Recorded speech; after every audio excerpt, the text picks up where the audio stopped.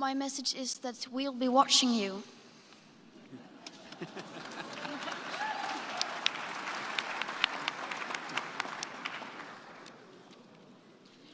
This is all wrong.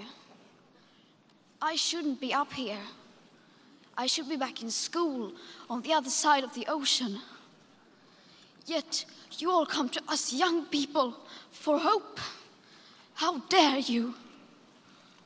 You have stolen my dreams and my childhood with your empty words. And yet I'm one of the lucky ones. People are dying. Entire ecosystems are collapsing. We are in the beginning of a mass extinction, and all you can talk about is money and fairy tales of eternal economic growth. How dare you?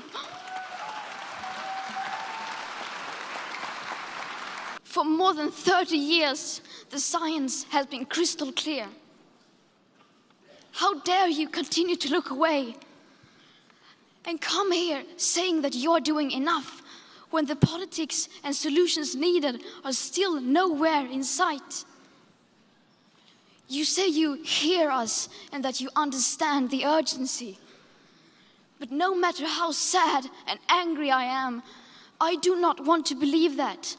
Because if you really understood the situation and still kept on failing to act, then you would be evil, and that I refuse to believe.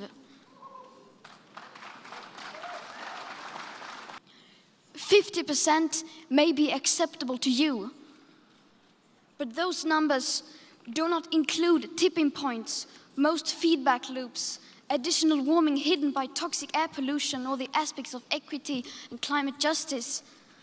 They also rely on my generation sucking hundreds of billions of tons of your CO2 out of the air with technologies that barely exist.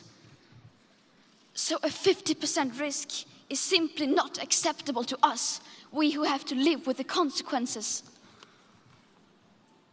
To have a 67% chance of staying below a 1.5 degrees of global temperature rise, the best odds given by the IPCC, the world had 420 gigatons of CO2 left to emit back on January 1st, 2018. Today, that figure is already down to less than 350 gigatons. How dare you pretend that this can be solved with just business as usual and some technical solutions?